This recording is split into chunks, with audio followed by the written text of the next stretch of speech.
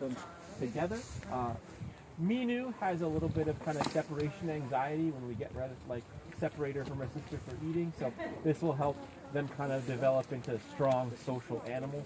And then eventually when they get older, ideally they'll be split up to separate breeding pairs. Right now I don't know how much you know about U.S. politics. I don't know too much, but I know it's a mess.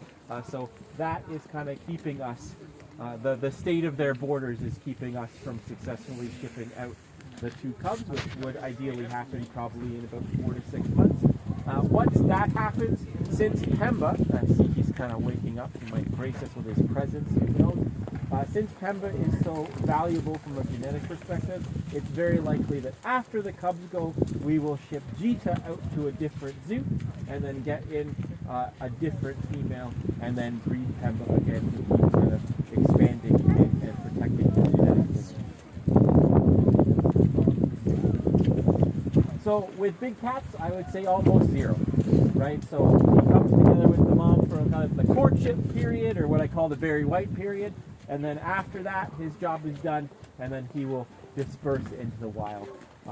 I don't know with snow leopards, but with tigers, they do seem to recognize their own offspring. So if a male tiger comes across his own cubs, he knows kind of instinctually to keep them alive because they belong to him. But cats are one of the biggest threats to baby cats, because if a male that's not the father finds them, he will actually kill them to put the female back into estrus or back into breeding mode again.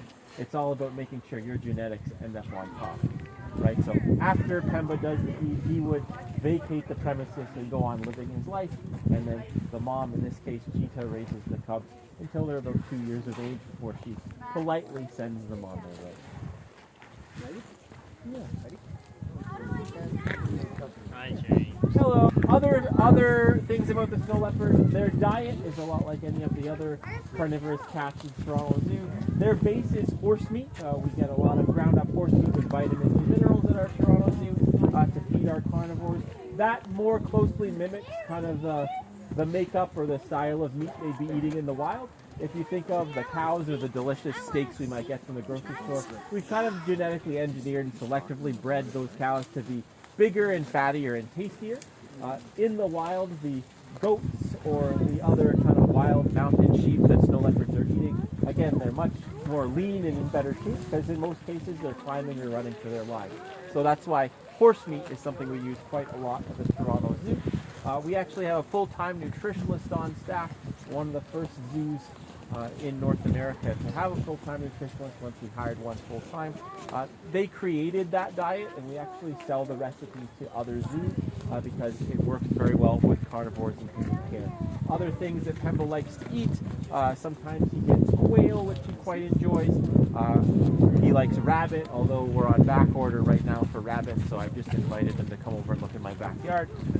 And then we also get horse neck bones, which they all enjoy, and sometimes baby chicks, although the adults don't really like the chicks too much. Jita, our snow leopard mom, will go through her enrichment, which is toys or games or objects she can manipulate to keep mentally and physically stimulated. She'll actually remove the chicks from the enrichment and push them aside and let her children eat them because she doesn't like the chicks at all, which is one of the last nice things that she'll really do for the cubs. Right now, when we have them on encounters or when we're feeding them, with the females, we have to make sure they're separated because Jita's right at that point where she's not nice to her children anymore, and she'll actually get a little bit snarky over her food.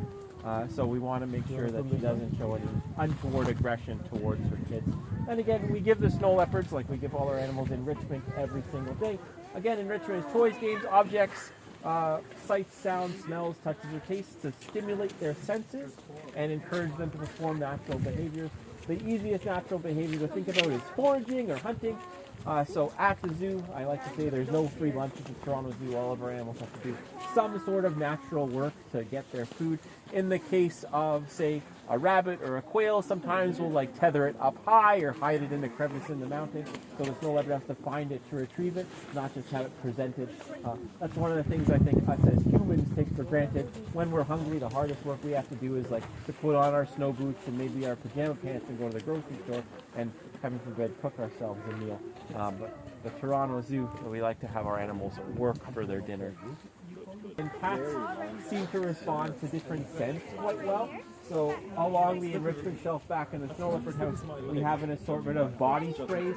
Right now, I think the ones that we currently have in rotation are Winter Candy Apple and Waikiki Coconut Lime. Right? In addition to, we use spices not to flavor their food or anything, but again, spices are kind of powerful scents. So the cats right now, they like cinnamon and allspice. It's funny, sometimes individual cats will have individual preferences. So our lion Fintan, who unfortunately passed away recently, one of his favorite scents was Adidas men's cologne. And one of the ways that they would successfully get him inside if food wasn't working was to spray the, because he'd come right over and want to like rub his face into it. Pembo likes the scents too, but again, he's very aloof for a cat. Basically like all cats in my opinion. But you'll spray the scent and he'll see you do it. He'll be like, oh, that's interesting. I'll check that out later. Tree season. Cats, every animal really likes them because they smell interesting. Sometimes we'll give the Christmas tree, say, to the West Caucasian Tur, which are behind us. They'll chew on it for a little bit, and then we'll give it to the Snow Leopard, and then they really, really like it. Sometimes if you're thinking of even what we consider a gross scent, we'll take poop from some of the herbivore animals and spread it around in the habitat. I know the polar bears, for example, they really, really like moose poop. And our male polar bear Hudson will roll in it, which leads to some of my favorite comments from guests at the Toronto Zoo. I often get stopped and be like, why is that polar bear so dirty? Why doesn't somebody go in and give him a bath? And I just say, well, if somebody has to, I hope it's not me. Right? But yeah, we pride ourselves in having tons of enrichment for our animals at the Toronto Zoo. Even if you come to the Toronto Zoo on a fairly frequent basis and you think you know the place by the back of your hand, one of the things I like to tell frequent guests is like go on an enrichment scavenger hunt. Like look in and don't just find the animal like Pemba, but look around and see what toys or games or objects he's been given today. And I guarantee you that will kind of help you see the zoo from like a different vantage point. Like what did we have to do today to entertain the animals in our care? It can be something as simple as like a paper bag stuffed with food and berries, or sometimes it will be a rabbit strung up, or a more complicated puzzle feeder device for our gorillas, things like that. So that side of the zoo always fascinates me, because we're bigger than, now that I'm kind of on the inside as an employee, we're bigger than I ever really thought. People generally think, oh, zookeeper, that's wonderful.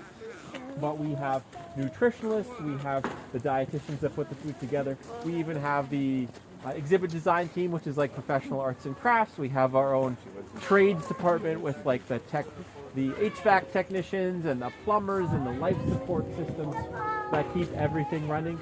To quote one of my favorite movies, Jurassic Park, it's like we have all the problems of a major theme park animator. Right? We have all sorts of departments going on, working together as one. Even something as simple as like giving them a Christmas tree. If that's something being done for the first time, you have to fill out a form for that and give it to our enrichment coordinator, basically somebody who studied behavioral animal science, to approve the giving of said Christmas tree to the Snow Leopard. AKA, what's the tree made out of? Is it something that the animal might be dangerous for the animal to use?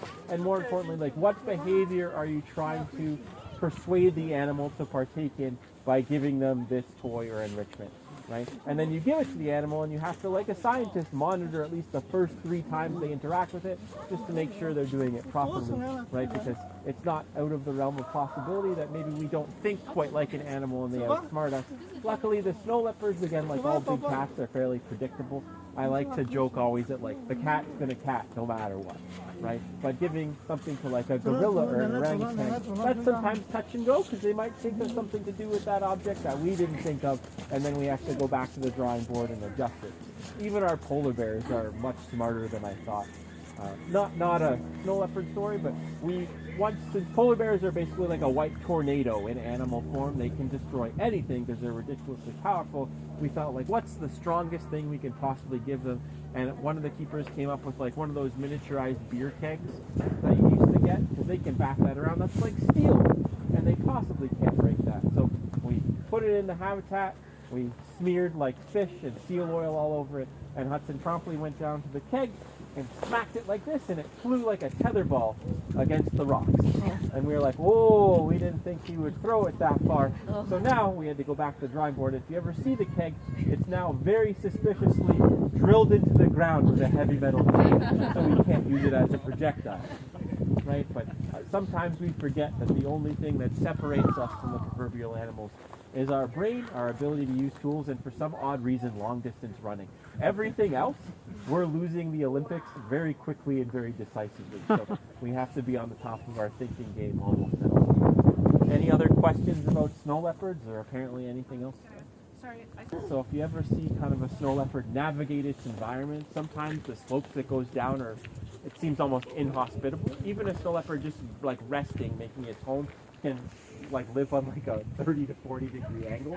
So the tail is used massively for balance and navigating its environment, right?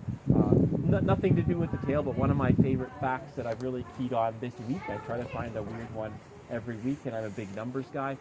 Snow leopards at full speed can cover 15 meters in a leap, right? Meters. So that's about 45 feet in a bound. That's about the length of a school bus. Next time you see a school bus, think of the length of that. And a snow leopard can travel the length of that toward you in a bound at full speed, right? Are they solitary? Yeah, snow leopards are solitary cats. They're known as kind of the ghost of the mountains. Even if you watch like documentaries where it has snow leopard footage, I always laugh at how many times the documentarian or like that sophisticated British man will be like, this is the first time we've ever captured intimate images of a snow leopard in the wild, right? Because they're very hard to locate and find. Even if you're doing reading about them, usually there's always like a panel in the textbook that says like, snow leopards are very good at camouflaging into their habitat. And then they'll print a picture and be like, there are 2 cats in this picture. But it always makes me so angry that they never give me the answer because I can never find them, ever. I'm like, it could literally be anywhere. Even when I'm walking by the habitat, like I sometimes do before talks, just to check like, who's out, where's their approximate position?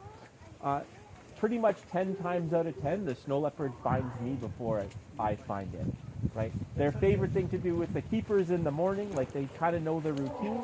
The keepers will go out, and especially the girls, the young cubs who are much more playful than the adults, right? They practice stalking the keeper, right? So there's an area that you guys can't see, but like it gives us access to a rope to open the door, so they know that the people will come there. You go to the rope, and you can like look out, and you try to find like 3 sets of ears.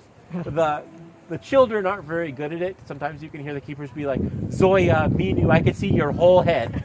Right, it's fine. But especially like Pemba and Jita, like they can creep almost like right up, which is, again, incredible how fast and silent they move. I'm often asked, like, what's my favorite animal at the Toronto Zoo? I like all of them, but I like all of them in my own individual terms. So I'm not the type of person who wishes I could go and pet a snow leopard. I am absurdly thankful there is this barrier and that one and then me, right? Because, again, I'm under no illusions that in a physical confrontation I would lose decisively. So, yeah, it's one of those things I like to admire from afar. Yeah, our animals aren't domesticated or habituated in any way. Again, it's still a wild animal, so we want to treat it with as much respect as possible. So, again, Pemba is sometimes frustrating, and he does whatever he wants at all times without consideration to anybody else. So it looks like he's finished taking his nap, and then he's probably waiting, I'm guessing, in the transfer chute, right? So you see that there's a gate right here, and the door is open. He's probably waiting in the transfer chute to be let inside, because even though he's a little bit early, in a couple hours, probably around 4 o'clock, maybe an hour and a half, he'll be let inside for his dinner that honestly, ironically, he probably won't eat. Right? Like, we'll give him the horse meat and the horse strips, he'll look at it and be like, yeah, that's fine. Right? But yeah, and then also, there's also a probability that the 3 females are just kind of on the other side of that door, right? So the snow leopard habitat's actually made up of 3 distinct sections, I guess you could call it. There's the inner house, inside, so that's the individual pens, like the den where the cubs were born, and like the scale and the training chute. And then you can go out to 3 outside yards. So the middle building is like a square. The yards go around the square in the first layer. So it's very possible that the females have access to both the house, so the inner square, and the 3 outside yards. And then there's this big transfer chute out to the habitat, and this is the 3rd part, right? So right now, Pemba will have access to the habitat, and the door will be open so he can go inside down the hallway, but not into the yards or the house. Just because even though he's a snow leopard, we like to give him the option to keep warm. And then there's the yards and the house. And then tomorrow, it basically works kind of every 2nd day. Pemba will be in the house and yards, and the female family will be out here. Yes. We alternate. Yo, Canada, he's just flew away. Yeah, that's okay. Sorry? The only things we feed live that live in the Moose Valley experience what I call death by Darwinism. All right, so it's not unheard of for our snow leopards to get a rabbit from, what we'll call natural sources, right? When that happens, it's not the biggest deal. The only thing we want to check, we check our animals at least once a year, usually twice if we can, because there's a lot of animals in the frozen. They just get like their general health checkup, and then sometimes if they get something really good, then they won't come inside, right? And that kind of fluctuates our schedule a little bit. There's a famous story from many, many years ago where usually, like keepers, one of the first things they'll do, they come in, they check on their animal's well-being. So I'm expecting 4 snow leopards. Are there 4 snow leopards? Are they looking good? And then before you let Pemba out, you're doing kind of a walk around the habitat, right? Checking the perimeter. Did a guest throw in something that I don't want Pemba clearing everything, and then you let Pemba out for the day. When the lion keepers back in the day were clearing the habitat, they walked right by like a baby deer, because deer are really good at staying still and quiet. And as soon as they let the lions out, the lions have different senses than people do. The deer tried to run forward. He did not make it in the lion's first time for like 3 or 4 days. Because there was nothing that we could give them that was better than what they had. Oh, they ate Yeah. But again, that okay, this one is safe and this one is not? Or do they just like take it on, I don't know, faith or some sort of trial and error, like, okay, James, you're going first. And then James just gets annihilated by an orange blur, and they're like, oh, turn around, guys. James isn't coming back. You would think that would happen a lot more than it actually does, so I think they have some sort of memory or some sort of way to be like, this one's good. Like, that's the baby deer. So very There, right? So once we set up the polar bears for the evening, we will let them back outside to explore their area. But other animals that don't like the cold, don't like outside, they're kind of safely locked inside. Usually our evening shift of keepers goes home probably at about 5 or 6, let's say in the summer when the zoo closes. And we do have round the clock like our security team with cameras and things. But if there's an animal emergency, we always have a vet and like a keeper supervisor on call. And of course that might change if we're like expecting a baby that's going to be delivered overnight. Then keepers in that area will like take shifts or like sleep over on a cot inside the barn if we're expecting like a baby rhino to be born. Did the giraffe have a baby? Soon. The giraffe is pregnant. I believe Mistari is scheduled at least to give birth, I think, in February. Yeah. Giraffe gestation is really, really, really long. I think it's about 16 months. Right? It's one of, if you're cooking a big bun in the oven, it just takes a long time for that bun to get ready. Right? So I think elephants are 22 months and rhinos are around 18 to 20. So it's always funny when we do the post like expecting a giraffe baby bundle of joy, and then people come like next month and like, where's the baby giraffe? Yeah, right? And they're like, oh, you've got to wait like most of a year